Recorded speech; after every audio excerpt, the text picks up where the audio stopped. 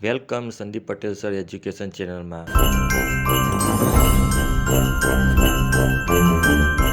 તો બાળકો, આજે આપણે સીઈટી કોમન એન્ટ્રન્સ એક્ઝામ 2025નું પરીક્ષાનું માળખું, એમાં તાર્કિક ક્ષમતા કસોટી, ગણિત સજ્જતા, પર્યાવરણ, ગુજરાતી, અંગ્રેજી, હિન્દી એમ કુલ 120 ગુણનું પૂછાશે. તો ભાગ 3માં 25 દાખલાની સમજ મેળવીશું.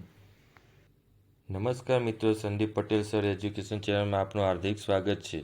બાળકો, આજે આપણે સીઈટીની પરીક્ષાની તૈયારી કરવા માટે ગણિત સજ્જતાના સંપૂર્ણ દાખલાની સમજ આ વિડીયોમાં મેળવીશું. આપણે અગાઉ 50 દાખલાનું સમજ મેળવી, તો હવે આપણે આગળના 51માં દાખલાની અંદર જોઈએ કે અહીંયા 1 મીટરના 4 સરખા ટુકડા કરવામાં આવે તો એક ટુકડાનું માપ ખાલી જગ્યા થાય. તો પહેલાં તો 1 મીટર બરાબર 100 સેન્ટીમીટર થાય. કેટલું થાય બાળકો? 100 સેન્ટીમીટર.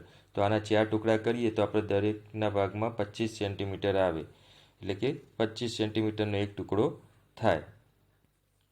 એ રીતે બીજો પ્રશ્ન, પંકજ વન ડે ક્રિકેટ મેચમાં 186 રન બનાવે છે. તેને બેવડી સદી કરવા માટે વધુ કેટલા રન જોઈએ? તો બેવડી સદી કરવા માટે તેને 200 રન જોઈએ, 200 રન કરવા પડે. તો અહીંયા 186 રન બનાવ્યા છે બાળકો, તો એને બીજા 200 રન કરવા હોય તો એને બીજા 14 રન ઉમેરવા પડે, એટલે કે જવાબ આવશે સી. એ રીતે 53મો પ્રશ્ન, એક શાળામાં 385 બાળકો છે, જેમાંથી 15 બાળકો પ્રવાસે ગયા છે.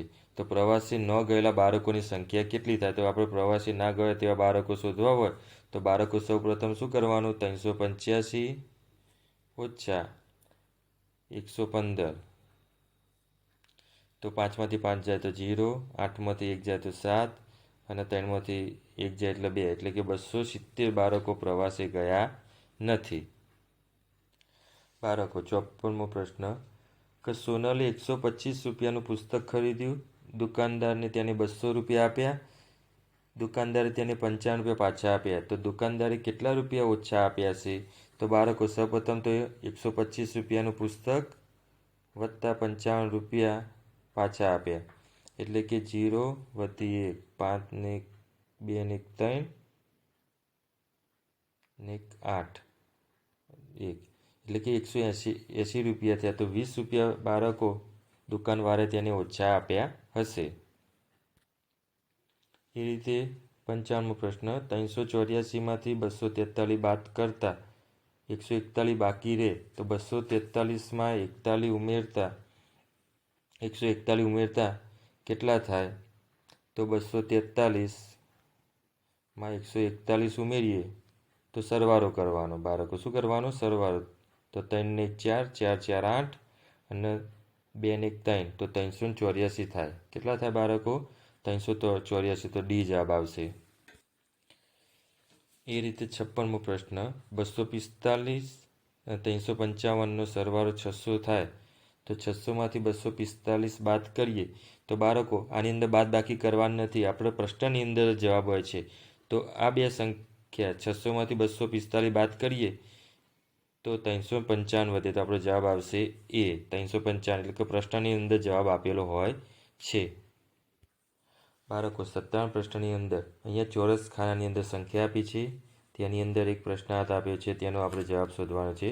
તો કુલ સરવાળો આ બધી સંખ્યાનો 48 થાય. તો પ્રશ્નાર્થમાં કયો અંક આવશે? તો બધાનો 4 ને 3 7, 7 ને 2 9, 9 ને 2 11, 11 ને 4 15, 15 ને 9 24. તો 24 આપ્યા છે, તો 48 કરવા માટે બાળકો આપણે 24 સંખ્યા જવાબ આવે. 58મો પ્રશ્ન, મહિનામાં અમાસ કેટલી વખત આવે છે? તો બાળકો, મહિનામાં 30 દિવસનો મહિનો હોય, એટલે કે ગુજરાતી મહિનાને લીધે અમાસ મહિનામાં એક જ વખત આવે, એટલે જવાબ આવશે એ. બાળકો, આ પ્રશ્ન આઈએમપી છે, જે પરીક્ષાની અંદર પૂછાઈ શકે તેમ છે. પર્વને 8 વર્ષ થયા, તો તે જન્મ્યો ત્યારે તેને કેટલા પૂર્ણ ચંદ્ર એટલે કે પૂનમ પસાર થયા હશે? તો 8 વર્ષ એટલે કે 1 વર્ષના મહિના 12 થાય. તો 12 ગુણ્યા 8 કરીએ એટલે આપણને જવાબ મળી જાય, એટલે કે એક મહિનાની અંદર એક પૂનમ આવે, એટલે કે 12 × 8 = 96. તો એને 96 મહિના એટલે કે 96 પૂનમ પસાર કર્યા હશે? તો જવાબ આવશે સી. તો બાળકો આ પ્રશ્ન પણ આઈએમપી છે. નીચેનામાંથી કયો સમયગાળો એક અઠવાડિયું દર્શાવતો નથી? દાખલા તરીકે સોમથી રવિ તો એ 7 દિવસ ગણવામાં આવે છે. રવિવારથી શનિવાર એ પણ 7 દિવસનો સમયગાળો છે. એ રીતે મંગળવારથી સોમવાર એ પણ 7 દિવસનો સમયગાળો છે. ફક્ત ડી એવો છે કે જે રવિવારથી રવિવાર જે 8 દિવસ ગણવામાં આવે છે, એટલે એક અઠવાડિયું હોતું નથી. તો આપણો જવાબ આવશે ડી. બાળકો 61મો પ્રશ્ન, ઉત્તરાયણ કઈ તારીખે ઉજવવામાં આવે છે? બાળકો આ એક તહેવાર એવો છે કે જેની તારીખ નક્કી હોય છે, જેમ 14 જાન્યુઆરી. તો જવાબ આવશે સી. એ રીતે નાતાલ 25મી ડિસેમ્બર, આ બધા તહેવારોની તારીખ નક્કી હોય છે.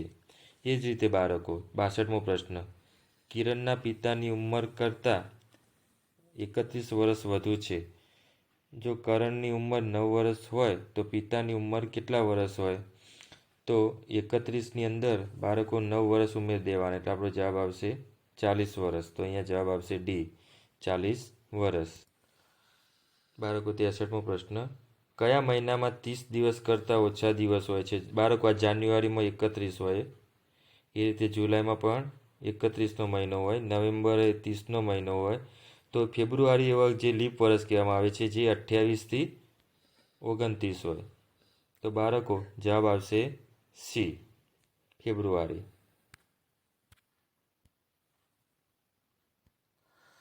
બાળકો આ પ્રશ્ન ઘણી વખત સીઈટીમાં પૂછાયેલો છે. 64મો પ્રશ્ન, વર્ષ 2020 પછી કયું વર્ષ લીપ વર્ષ હોય છે? બાળકો હંમેશા લીપ વર્ષ દર 4 વર્ષે આવે છે. કેટલા વર્ષે આવે છે? દર 4 વર્ષે. તો 2020માં આવેલું હોય લીપ વર્ષ, તો 4 વર્ષ પછી 2024ની સાલમાં આવે છે. એ રીતે બાળકો 65મો પ્રશ્ન, કે વર્ષ 2023માં માર્ચ મહિનાની બીજી તારીખે રવિવાર હોય, તો માર્ચ મહિનાની બીજી તારીખ એટલે રવિવાર હોય તો 7મી તારીખે કયો વાર હોય? તો 7માંથી 2 બાદ કરીએ એટલે જવાબ આવશે 5.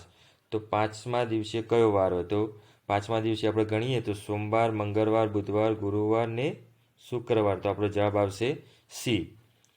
એ જ રીતે 66મો પ્રશ્ન, કે ભારતીના પપ્પા ઘર વપરાશ માટે 500 ખાલી જગ્યા મરચું લાવ્યા, તો ખાલી જગ્યા સ્થાનમાં યોગ્ય એકમ મૂકો. તો અહીંયા મરચું એક જથ્થો કહેવામાં આવે છે કે જે સેન્ટીમીટરમાં પણ ના આવે, કિલોગ્રામમાં પણ ના આવે અને મીટરમાં પણ ના આવે, તો તે ગ્રામમાં આવે. તો આપણો જવાબ આવશે એ. તો અહીંયા ખાલી જગ્યામાં લખવાનો ગ્રામ. બાળકો 67મો પ્રશ્ન, કે જે મોસ્ટ આઈએમપી હોય, ખરેખર વિચારવા લાયક છે. અહીંયા તાજું આપ્યું છે, એકમાં ખાંડ છે અને એકમાં ગોળ છે. તો આ ખાંડનો ભાગ નીચે છે એટલે કે ખાંડનું વજન વધારે કહેવાય અને ગોળનું વજન ઓછું કહેવાય. તો અહીંયા તાજવામાં આ મુજબની સ્થિતિમાં ગોળનું વજન 750 ગ્રામ હોય તો ખાંડનું વજન નીચે પૈકી કેટલું હશે? તો બાળકો 750 ગ્રામ ગોળ હોય તો સમજી લેવાનું કે ખાંડનું વજન એના કરતાં વધારે હોય, તો 450 ગ્રામ ના હોય. એ રીતે 500 ગ્રામ પણ ના હોય, 730 ગ્રામ ના હોય. આ જે 3 વજન ખરા 750 કરતાં ઓછા છે. તો આપણો જવાબ આવશે એ, 1 કિલોગ્રામ અને 200 ગ્રામ જેટલું વજન હોય.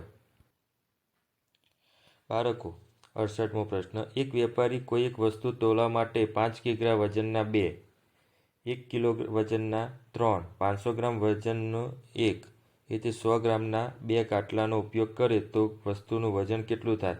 તો બાળકો 5ના 2 એટલે કે 10 થાય.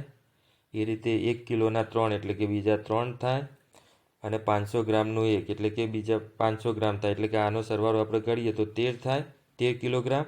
અને 500 ગ્રામનું 1 તો 500 ને 100 ના 200 એટલે કે 700 ગ્રામ બીજા થાય. એટલે કે 13 કિલો અને 700 ગ્રામ વજન થાય. એ જ રીતે 69ની અંદર એક વીંછીના 8 પગ છે. તો આવા 7 વીંછીના કુલ કેટલા પગ થાય? સામાન્ય જેને ઘડિયા આવડતા એને આવડી જાય જવાબ. તો 8નો 7નો ગુણાકાર કરીએ તો 8 ગુણ્યા 7 બરાબર થાય 56. તો આપણો જવાબ આવશે 56. તો કુલ વીંછીને 56 પગ હોય.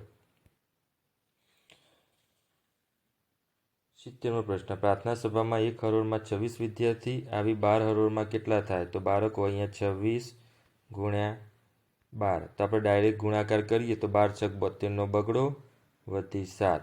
12 12 દુ 24. 24ને 7 ગણીએ તો બાળકો 31 એટલે કે 312. તો કુલ 312 બાળકો હશે. એ જ રીતે અહીંયા 71મો પ્રશ્ન. અહીંયા 37 11 ગુણ્યા 12 કરીએ એટલે 132. તો 37 ગુણ્યા 12 કરીએ તો કેટલા થાય? તો બાળકો 37 ગુણ્યા 12 કરવાના. તો 12 × 7 = 84નો ચોગડો વધી 8. આપણે ડાયરેક્ટ ગુણાકાર કરીએ તો 12 તરી 36. 36ને 8 ગણીએ એટલે આપણો જવાબ આવશે 44. તો જવાબ આવશે ડી 444. 72મો પ્રશ્ન. 5 રૂપિયાની કિંમતની 14 પેન ખરીદવા માટે કેટલા રૂપિયા ચૂકવવા પડે? તો 14 ગુણ્યા 5 કરી દેવાના બાળકો. આ દાખલાની અંદર એકદમ ઇઝી. તો 14 પંચા 70. તો બાળકો 70 રૂપિયા ચૂકવવા પડે. એ જ રીતે 73મો પ્રશ્ન. 4 વખત 5માંથી એટલે 4 વખત 5 એટલે 20 થાય. વખત 5ને બાદ કરીએ તો કેટલા બાકી વધે?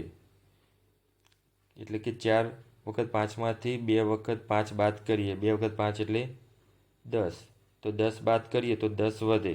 તો બાળકો અહીંયા જો 2 વખત 5 એટલે 10 થાય અને 10 પણ થાય. અહીંયા 5 વખત 2 એટલે 10 થાય. તો આપેલા તમામ જવાબો સાચા છે. 10 જવાબ આવે. એટલે 74મો પ્રશ્ન. 4 વખત 15માંથી 25 બાદ કરતા તો 15 છગ 90. એમાંથી કેટલા બાદ કરવાના કીધા બાળકો? 25. 25 બાદ કરીએ તો બાળકો કેટલા આવે જવાબ? 65. તો આપણો જવાબ આવશે બી.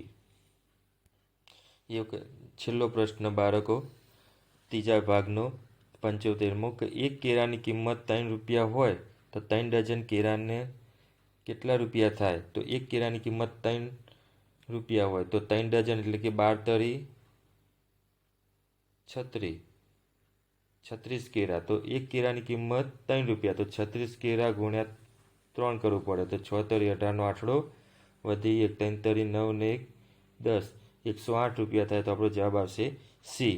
તો બાળકો આ રીતે આપણે 25 દાખલાનું સંપૂર્ણ સમજ મેળવી આ વિડીયોની અંદર. જો તમને મારી વિડીયો ગમ્યા હોય તો મારી ચેનલને સબસ્ક્રાઈબ કરો, જેથી તમને સીઈટીની પરીક્ષાની તૈયારી કરવા માટે નવા વિડીયો રોજ મળતા રહે.